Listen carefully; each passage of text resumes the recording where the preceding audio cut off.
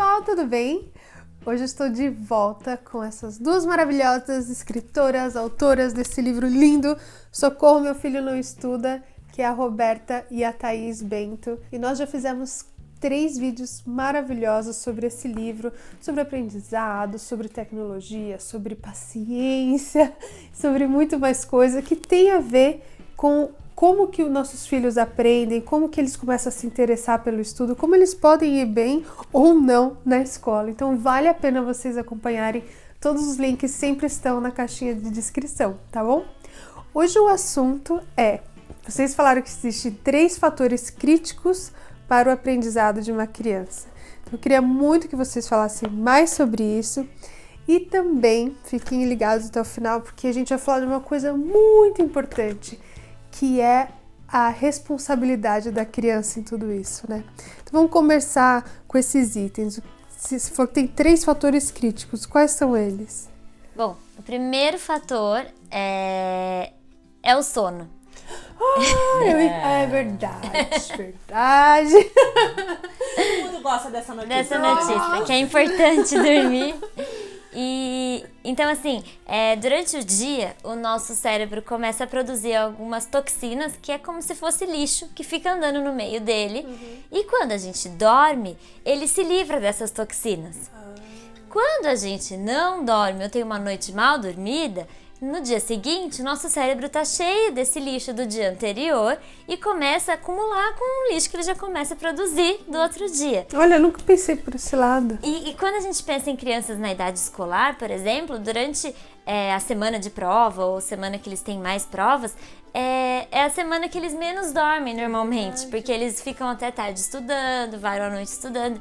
E a gente gosta muito de falar para os pais o quanto é importante uma noite de sono bem dormida para um dia seguinte de aprendizado e que realmente o cérebro consiga funcionar de forma clara. Então, colocar um horário para o filho ir para a cama dormir é saudável, é indicado e é ideal que aconteça para que o cérebro esteja em condições de aprendizagem no dia seguinte. E acho que é legal prestar atenção também no número de horas, né? Porque é uma coisa cultural.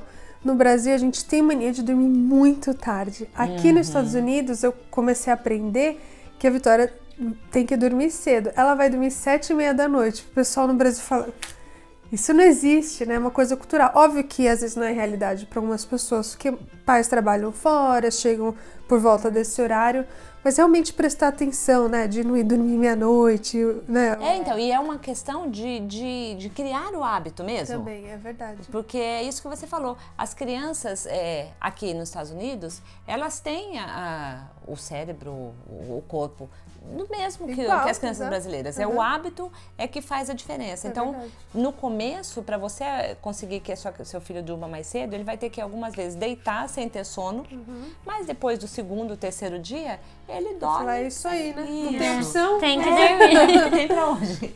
E depois, quando for mais velho, ele vai achar bom até dormir mais, né? Graças a Deus, mamãe. Obrigada. E aí o segundo elemento é a atividade física. E por que a gente precisa chamar atenção para isso hoje? Porque as crianças estão se movimentando menos. Pela própria questão. Também. E pela própria. No caso das crianças, a tecnologia tem muito a ver com isso. A questão do número de horas que a criança passa em frente à TV, ou sentada no computador, ou no videogame. Né? E a atividade física, ela tem a capacidade de gerar o nascimento de novos neurônios no nosso cérebro.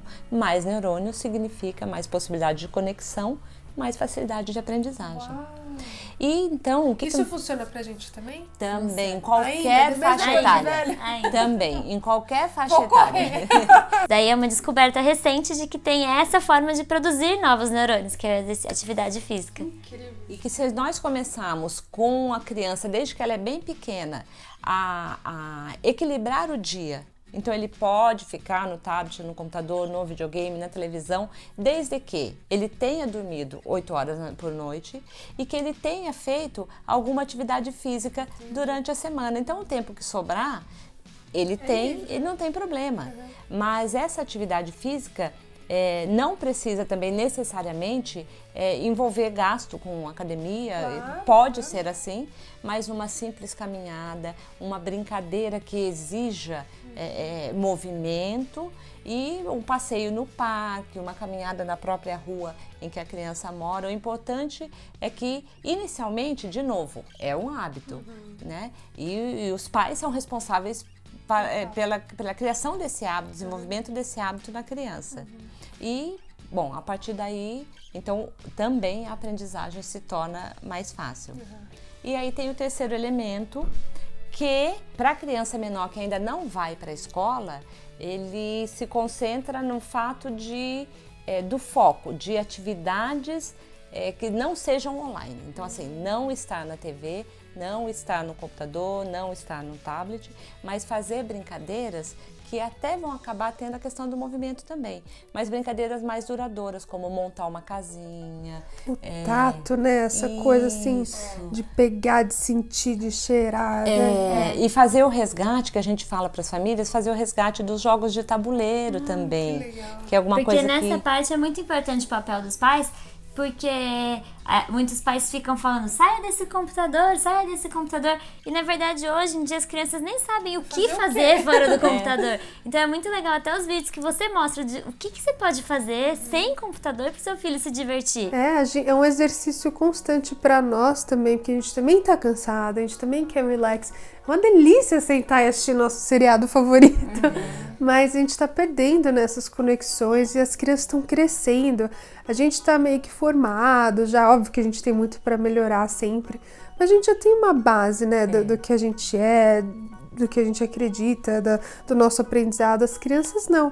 E tudo isso acaba culminando com a situação do aluno, que a escola às vezes identifica como um aluno hiperativo, desinteressado, e as mães às vezes saem desesperadas procurando neurologistas, qual problema meu filho tem, e o que ele tem é a necessidade de alguém que o ajude a criar hábitos saudáveis, que depois serão colocados em prática no momento que ele tem que assistir uma aula. Uma coisa muito legal que eu vi no livro também, que vocês falaram para ter hora para tudo. Então, mesmo a gente não dá para lutar contra a tecnologia, como vocês já mencionaram no livro, não dá, faz parte, é como a gente se comunica, é o que é, mas também colocar os blocos de tempo. Então, assim, vamos estudar por meia hora, daí você tem 5 minutos para checar as suas mensagens e aí a gente volta a estudar, porque daí também tira aquela pressão da criança. Achei legal também que vocês mencionaram sobre o medo de estar perdendo alguma coisa, porque a criança não quer largar o celular, o iPad e tal, porque ela acha que está perdendo alguma coisa mais legal que está acontecendo no mundo aí fora.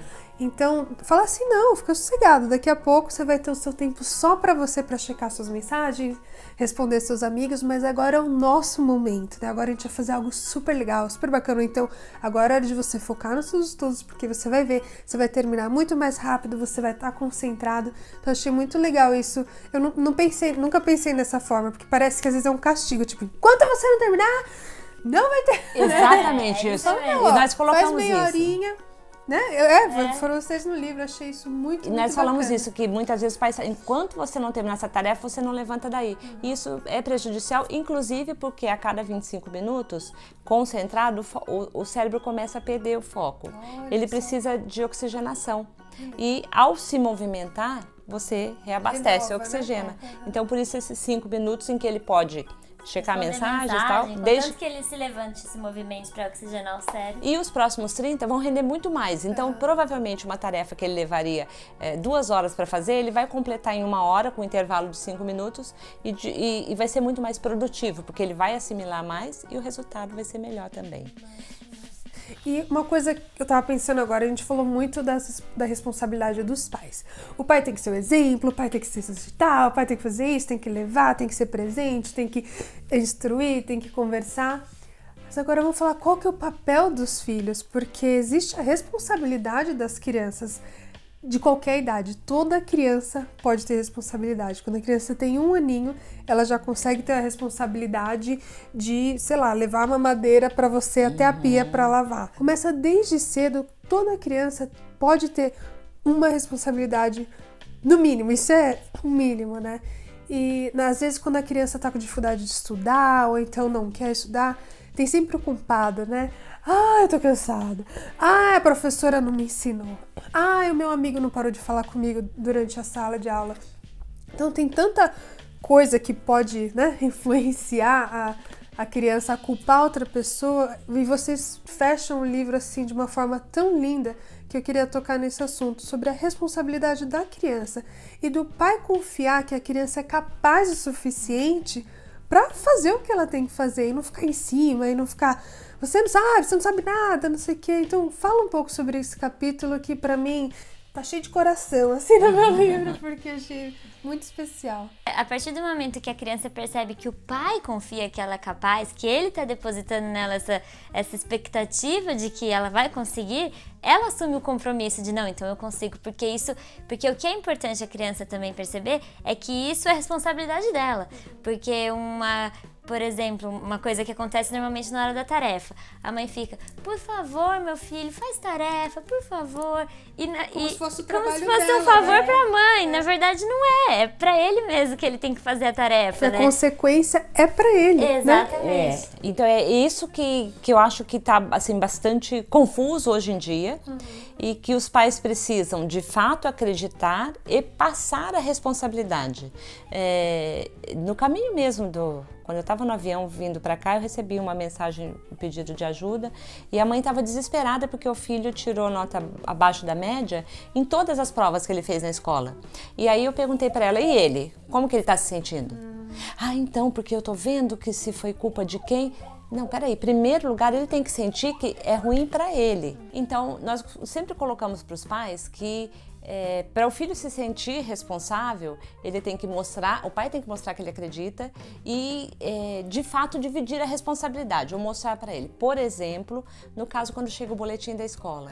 Quando vem algumas notas... Esse é o estresse do mês, né? Quando vem algumas notas ruins, em geral os pais querem sair correndo para a escola, conversar com o professor para ver o que aconteceu. E nós colocamos que não, você chama o seu filho e fala para ele, olha, isso aqui é o resultado do seu trabalho ou de momentos que você deixou de se comprometer. Aí você pede para ele fazer um plano, primeiro, quais são as notas que ele pretende tirar na próxima prova e como que ele vai chegar nessa nota.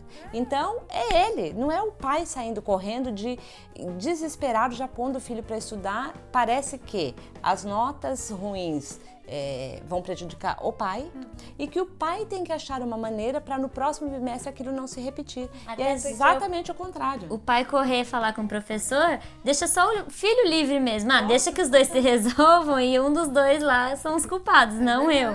Então, a responsabilidade pelo estudo do filho, a nota reflete o trabalho que ele fez ou deixou de fazer, e você, pai, tem que se colocar assim, mesmo que isso te angustie, depois você vai pro quarto e lá você... Chora.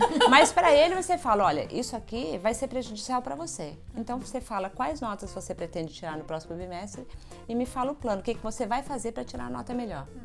E aí, assim, estou tranquila, é seu, o problema é seu. Ele assume e fala, isso é meu, porque se eu não tirar nota boa, quem vai repetir sou eu, né? Quem vai ter que fazer tudo isso o ano inteiro de novo sou eu. Então, a criança está envolvida. E aí, ele não vai culpar mais ninguém, não vai ficar com raiva do pai, porque meu pai mandou, meu pai tirou o celular de mim, meu pai... Aí o pai que é o vilão nessa história toda, sendo que o filho não fez. Ela deu um exemplo muito legal no livro também, que isso eu fiz um treinamento de pais aqui, é verdade, assim, se você tá atrasado e a criança esquece alguma coisa em casa, aí aqui no treinamento o pessoal falou, a escola liga, fala, ops, se ele esqueceu, ele vai ter que arcar com a consequência, eu não vou sair do meu trabalho para ir levar a mochila dele, por exemplo. No livro vocês dão o exemplo de se ele dormiu 15 minutos a mais, você não vai passar manteiga no pão para ele comer, não. Era o papel dele, então vai ter que ir com fome, vai ter que esperar até o lanche e tal. E não é coisa de... A gente não tá sendo general aqui, né? É um aprendizado, né? Porque a gente tem essas consequências no nosso dia a dia. Se a gente não entregar o relatório pro nosso chefe, né? Too bad, que pena. Você não vai ter o seu aumento, né? O seu bônus e tal. Então isso é realmente para preparar eles para a vida. Eu acho que traz uma sensação tão gostosa de conquista, realização. Eu consigo, eu sei, eu faço, eu não dependo, eu não preciso da minha mãe ficar o meu pai brigando comigo, é aquela luta eterna. Você fala, não, essa é a sua responsabilidade, vamos ver quanto tempo você demora para terminar, porque assim que você terminar a gente pode fazer algo muito mais divertido, muito mais legal. E é interessante isso que os pais às vezes ficam tensos achando que o filho vai ficar revoltado se ele fizer isso. E é exatamente o contrário que acontece. Primeiro, porque melhora a autoestima, ele sentiu que ele é capaz. Segundo, que por sentir consequências negativas para ações que ele deixou de fazer, ele começa a fazer, então a paz, a tranquilidade existe dentro da casa, a rotina começa a ser mais tranquila e aí fica melhor para todo mundo. E você, ao invés de, você vai ter um filho adolescente que ele vai ser adolescente, vai arriscar, vai ter, felizmente vai ter tudo que um adolescente precisa ter, simplesmente ele não vai ser um rebelde que não aceita nem a si próprio, não respeita as pessoas. E acha que o mundo é culpado pelos problemas dele, né? Ai, olha, gente, é demais. Elas terminam com uma frase aqui que eu também grifei, coloquei um coração, e eu acho que faz o resumo de tudo, e é uma coisa que a gente tem que prestar muita atenção, porque isso é uma coisa que a gente mesmo às vezes pergunta, será que meu filho sabe? Vou ler para vocês. Só vai funcionar com você e sua família, tudo isso que a gente falou, se você acreditar que seu filho é capaz. Então isso me marcou muito. Parece uma frase simples. Acredite que seu filho é capaz. Mas será que a gente acredita mesmo? Todas as crianças têm limitações, todas as crianças têm desafios, dificuldades, mas eles são capazes, né? Às vezes não de tudo, porque ninguém é super-homem, mas assim, eles são capazes de muita coisa. A gente não pode subestimar, né, a capacidade deles, e tem tanta coisa para aprender, tanta coisa para fazer, é só a gente dar, né? Pode ir, filho, pode voar. Isso, né? pode ir. Se precisar, eu estou aqui para te apoiar, mas vai que você consegue. Exatamente. Ai, gente, dá vontade de chorar, sério. Nossa, que lindo. Parabéns pelo trabalho. Gente, elas estão num processo aí de um projeto maravilhoso, de uma série para TV que eu tô torcendo muito para que saia logo, porque eu quero assistir. Visita em casa e tudo mais. Então espere, sigam elas nas redes sociais, porque óbvio que vocês vão dar todas as notícias por lá. Mas, né, vocês fazem palestras, cursos, tem o site, tem as redes sociais. Também tem o Snapchat, que a Thaís, que comanda lá. Que são as dicas pros jovens. Ela tem o pessoal que você, né, faz, que é o Thaís Bento, sem H. E tem, como que é o nome? SOS Tenho Prova. SOS Tenho Prova. Se você é adolescente, criança que tá assistindo aí, fala com ela, Thaís, SOS Tenho Prova. Que ela dá respostas lá rápidas, que pode ajudar também vocês, adolescentes ou crianças, para se dar bem na prova, não só prova, mas nos estudos, né? E tudo que envolve esse mundo da escola aí. E pros pais, Flávia, a gente no site tem um espaço lá para pedir socorro, que a gente responde. Gente, e para as escolas, que geralmente o que acontece é a escola coloca muito esforço, investe, faz formação de professor e os alunos ainda não estão conseguindo ir ao ponto que eles poderiam, nós oferecemos essas palestras para os pais, para ajudá-los a mudar a rotina em casa, para que a escola consiga ter um resultado melhor. Nossa, tem muita gente que trabalha em escola que me assiste aqui, então anota todas as informações delas, que vale muito a pena. Obrigada, meninas, por ter vindo até aqui. Tudo bem que vocês estavam em Nova York, mas é longe, tá, gente? A gente mora longe, tem que pegar avião e tudo. E bom retorno de volta. Obrigada Flávia, mesmo. Adoramos conhecer sua família. Prazer é meu. Apaixonada já pela Vitória. Vocês têm que voltar. E quando eu for pro Brasil, eu quero fazer mais coisa com vocês, tá bom? Sim, você vai uma primeira, né? Uma primeira aventura Primeiro de contato. muitas. É verdade. Muito, muito obrigada. Pessoal, lembre de avaliar o vídeo. Um beijo enorme. Fiquem com Deus e até amanhã. Tchau.